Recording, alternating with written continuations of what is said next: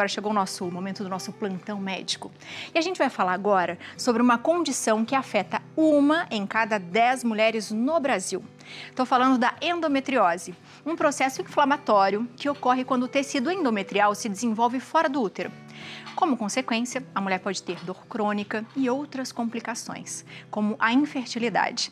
Para a gente entender um pouquinho mais do assunto, a gente recebe aqui no nosso estúdio o ginecologista Dr. Fabiano Serra. Doutor, seja muito bem-vindo. Boa tarde, doutor. Muito obrigado, Abi. Um prazer sempre estar aqui com vocês. Prazer é sempre nosso, viu? Obrigado. Doutor, eu gosto de falar bastante sobre esse assunto e a gente sempre fala principalmente em março, né? Que é um mês específico também. Mas eu acho que as mulheres cada vez mais têm mais dúvidas. Porque Sim. A gente ainda continua falando, não, mas isso acho que é normal. Essa dor pode ser normal, né? Acho que não é isso, enfim. Explica pra gente o que é endometriose. Vamos lá, Abi. É importante dizer que nós estamos no Março Amarelo, né? Que é um mês de conscientização para essa doença que ela é tão importante e tão incapacitante na vida das mulheres. Mas o que é endometriose? É uma doença em que a gente tem a parte interna do útero, que é o endométrio. Acho que deve ter uma imagem aí para mostrar. Eu acho que tem também, não tem, Mi? Coloca pra gente. Coloca pra gente uma imagem. Olha lá, tá vendo? O útero normal, aquela parte interna mais escurinha. Posso levantar para mostrar, Abi? Por favor, fique à vontade. Vamos lá. Então, pessoal, essa parte interna aqui, ó, que a gente tá visualizando aqui, ó, essa parte interna aqui é o endométrio. Essa camadinha é a camadinha que cresce todos os meses ali para receber um bebezinho, um embrião. E se não acontece a fertilização, né, a fecundação, se não chega um embrião aqui, esse tecido ele é descamado na forma de menstruação. Certo. Então, o endométrio é essa camada que todos os meses sai pela menstruação. E aí, o que acontece? Quando a gente tem a endometriose, essa camadinha que tem interna no útero, ela se manifesta em outras partes dentro da barriga da paciente, especialmente dentro da barriga da paciente. E essas áreas onde a gente tem endométrio também respondem aos hormônios como se fosse essa camada interna. Então imagina uma situação, eu tenho aqui um estímulo hormonal, não recebi um embriãozinho, vou ter menstruação. Todos esses tecidos que estão dentro da barriga da paciente sofrem o mesmo efeito. Então, durante o processo, essas menstruações internas, esses focos de sangramento vão gerando uma inflamação, vão gerando cicatrizes e isso vai gerando um processo doloroso e que pode alterar, inclusive, a anatomia da pelve. E alterando a anatomia da pelve, imagina se eu venho aqui, ó, e fecho a trompa. Se eu fechar a trompa, ó, a tuba uterina, eu não consigo fazer com que o espermatozoide encontre o óvulo. Se não há esse encontro entre os dois gametas, que são os responsáveis pela fecundação e a formação de um novo nenenzinho, se eu não tenho esse encontro, eu tenho também a infertilidade. Doutor, é possível... De forma básica, é isso. Ter endometriose em outros órgãos? É possível, Abi, a gente tem relatos até de endometriose pulmonar. Hoje eu li isso e eu falei, não é possível, é possível. Mas isso é a raridade da raridade. A gente não vê isso na nossa prática, tá? É muito raro, mas tudo que está dentro da cavidade abdominal é frequente. Então, às vezes a gente encontra endometriose em diafragma, atrás do corpo do útero, pode ter em ovário, pode ter em bexiga, intestino. Então, todas essas áreas podem ser acometidas pela endometriose. A área mais comum é na região posterior do útero, tá? Então, atrás do útero fica ali um ponto onde a gente encontra mais. E é um ponto que talvez seja um dos pontos mais dolorosos, porque quando tem a relação sexual, que o pênis bate no fundo da vagina, isso causa dor, porque encosta num nódulo de endometriose. Então, imagina uma área inflamada, com uma cicatriz dura, rígida, isso geralmente é doloroso. É claro que é importante dizer que nem toda paciente vai ter sintomas. Nem toda, então ele pode ser toda. Assintomático. Pode. A gente sabe que tem uns 5 Ds da endometriose. Eu queria que você contasse um pouquinho pra gente sobre cada um. Vamos lá. Então a gente tem, o primeiro D é dismenorreia, que seria o D de cólica menstrual. Dismenorreia significa cólica menstrual. E esse é o sintoma mais comum da endometriose. Então, por exemplo, uma pessoa que toda menstruação tem uma dor incapacitante, tem uma cólica incapacitante, essa mulher merece muita atenção. Porque pode ser endometriose.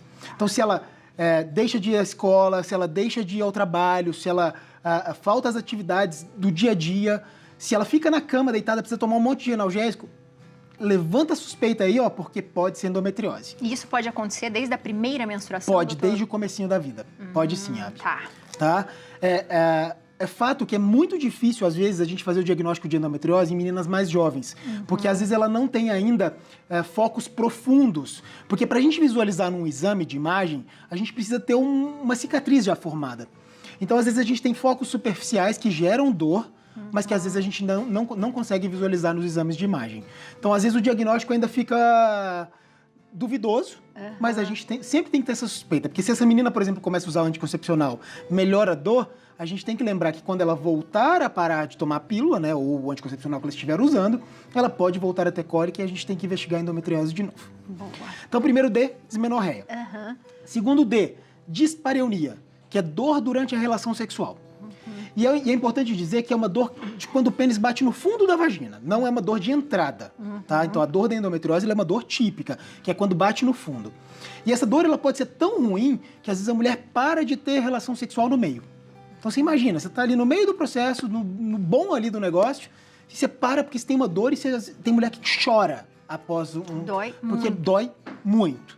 Então, esse é o segundo D da endometriose. O terceiro D então, dismenorreia, dispareunia, disquesia, que é dor durante a evacuação, dor durante no momento em que faz cocô.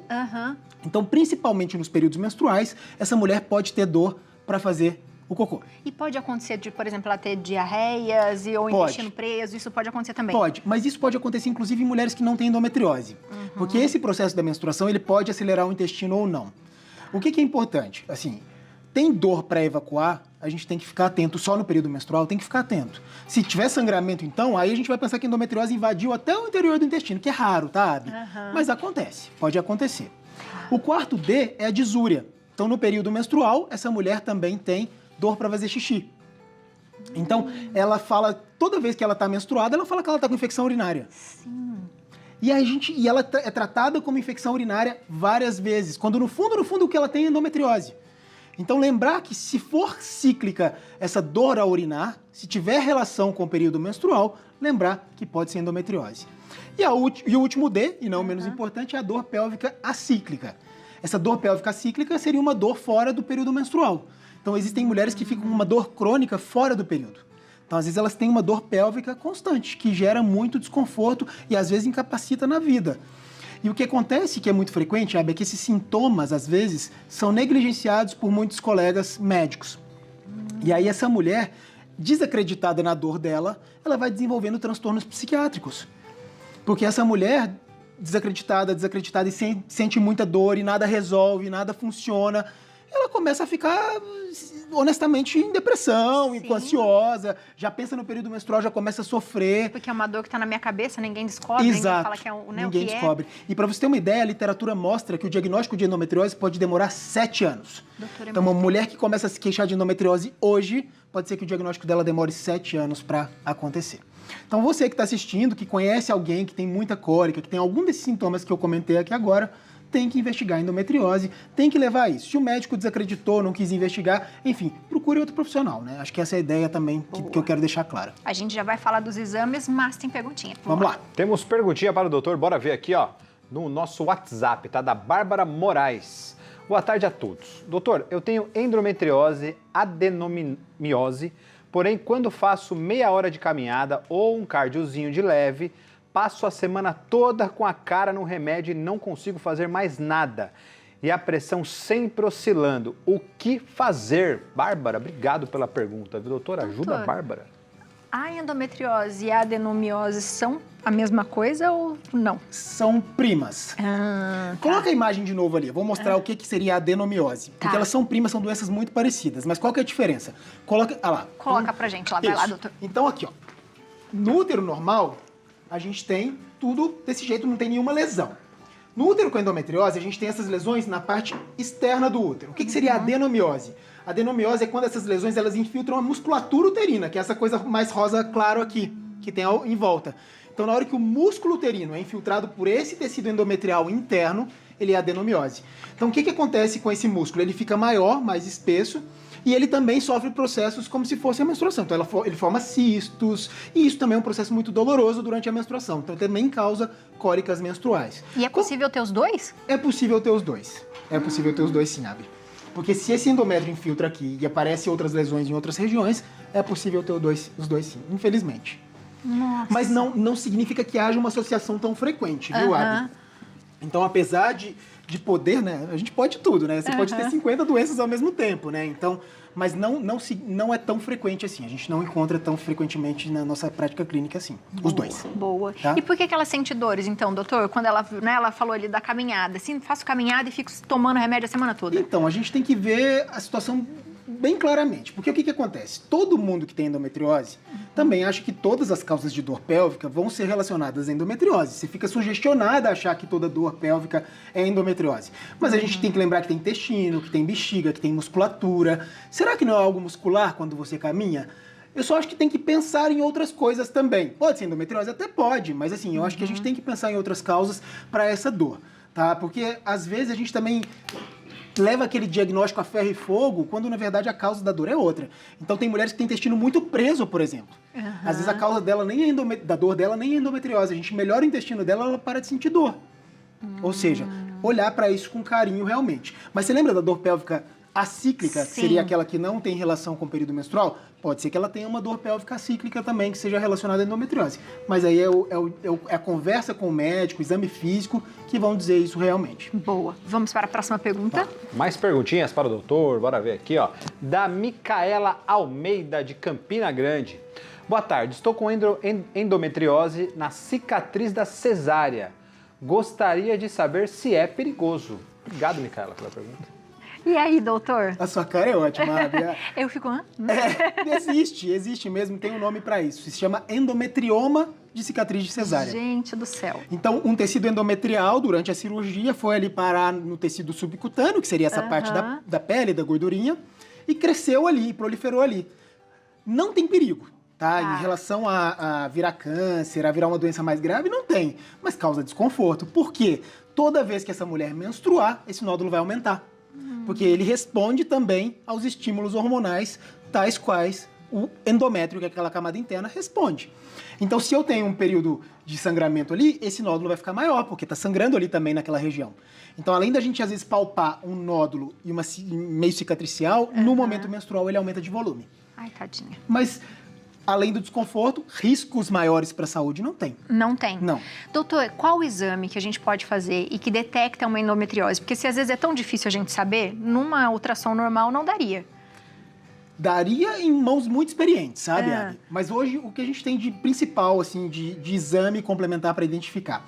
A gente tem a ultrassonografia com preparo intestinal, então existe a possibilidade de a gente fazer um preparo, uma lavagem de intestino, às vezes colocar um gel vaginal para visualizar melhor as estruturas, tá? O gel, inclusive, ele é até mais utilizado na ressonância magnética, que é um outro exame que a gente utiliza também para fazer o diagnóstico. Então, ambos os exames com preparo são os melhores exames que a gente tem hoje. Mas se a gente for pensar, para a gente ter um diagnóstico definitivo de endometriose, o ideal é que a gente tenha um pedacinho daquela endometriose mandado para exame. Hoje isso tem mudado, a gente tem aceitado mais os exames de imagem como diagnóstico também, mas antigamente, até pouco tempo, a gente tinha que fazer um exame que chama laparoscopia, que na verdade é uma cirurgia, né, e tirar esses focos de endometriose e mandar para exame. Doutor, se algumas pessoas são assintomáticas, quando elas vão perceber que elas podem ter uma endometriose? Ou porque elas não engravidaram, ou porque elas fizeram um exame de rotina que algum médico suspeitou. E aí existe um endometrioma que é mais frequente, que é o endometrioma de ovário. Então, às vezes, você faz um cisto ovariano que ele é típico de endometriose. Chama endometrioma ovariano. E esse exame a gente consegue ver por um ultrassom normal. Então, mulheres que têm endometrioma têm grandes chances de ter endometriose profunda, que é essa endometriose que a gente consegue visualizar nos exames. Então, às vezes, a gente diagnostica dessa forma. Ou ela está tentando engravidar, não engravida por nada, né? O casal, né? A gente nunca fala em fertilidade só da mulher, a gente sempre fala em fertilidade conjugal. E por não acontecer a gravidez, a gente passa por um processo de investigação do casal, tanto do homem quanto da mulher. E na investigação da mulher, vez ou outra, a gente encontra a endometriose. 50% dos casos da infertilidade estão relacionados à endometriose. Não significa que 50% das mulheres com endometriose vão ser inférteis. Mas 50% dos casos de infertilidade estão relacionados à endometriose. Boa, porque é possível ter endometriose e engravidar. De causa feminina, no caso, né? Boa. Mais perguntinhas? Vamos lá. Mais perguntinhas, vocês são demais. Bora ver aqui, ó. Regiane Souza, boa tarde. Quais exames são necessários para descobrir a endometriose? Minha filha tem 16 anos. Há alguns anos tem cólica de ficar deitada no primeiro dia. Fez ultrassom e não deu em nada. Mas não é normal ficar com essa dor todo mês. Obrigado, Regiane, pela pergunta, viu? Legal ela falar isso, né? Legal. Não é normal. Não é normal. E essa percepção que a gente tem que ter. Ter cólica incapacitante não é normal. Uma cólicazinha de leve, uma coisinha... Tomou um remedinho simples ali, melhorou. Enfim, isso aí pode acontecer realmente durante o período menstrual. Mas cólicas incapacitantes, gente, não é normal. Não é para sentir isso. Tem que investigar. E se investigou com exames mais elaborados... e não achou, pode se enquadrar naquilo que eu falei, uma endometriose mais superficial nesse momento, que a gente ainda não visualiza com a imagem, e aí, eventualmente, a gente tem que pensar num tratamento clínico nesse momento. Existe uma forma de tratar, né, clinicamente, mas lembrar também que mudança de estilo de vida ajuda nessas cólicas.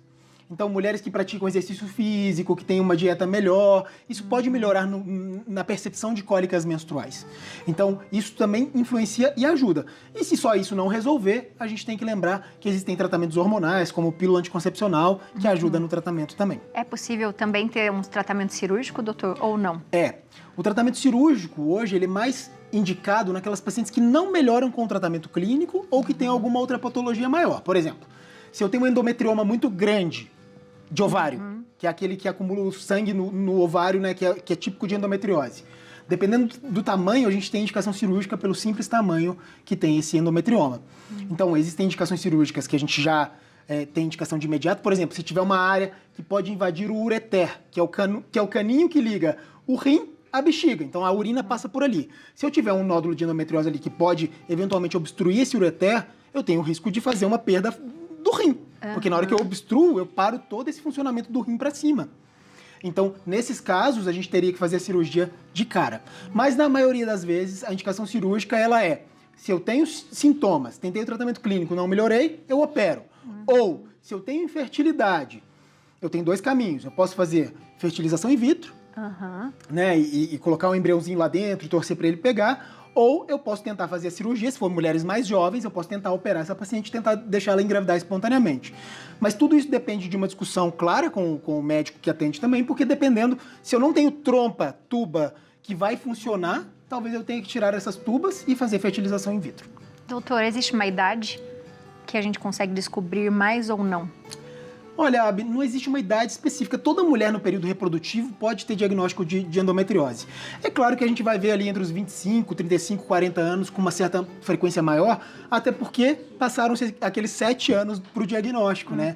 Então é uma fase que a gente consegue eventualmente fazer mais diagnóstico, até porque muitas delas tentaram engravidar, não conseguiram, e a gente foi partir para uma investigação a mais aí para ver se tinha alguma coisa.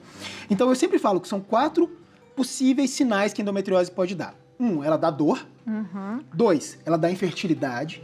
3, ela não dá nada, nem dor nem infertilidade. A mulher pode engravidar independentemente da doença.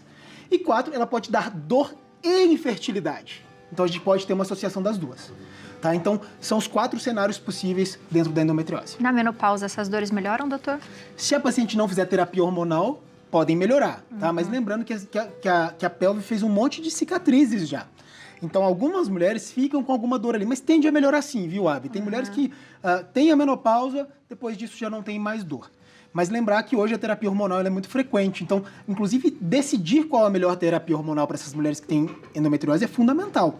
Não é que não pode fazer, mas tem que ser a terapia hormonal mais adequada. Boa. Doutor, maravilhoso como sempre. Obrigada. Obrigado, Seja Abi. sempre bem-vindo à nossa casa. Muito obrigado, viu? mais uma vez. Você de casa aproveita para seguir o doutor na internet, @Dr. Fabiano Serra. Tem também o YouTube Dr. Fabiano Elisei Serra e o site drfabianoserra.com.br.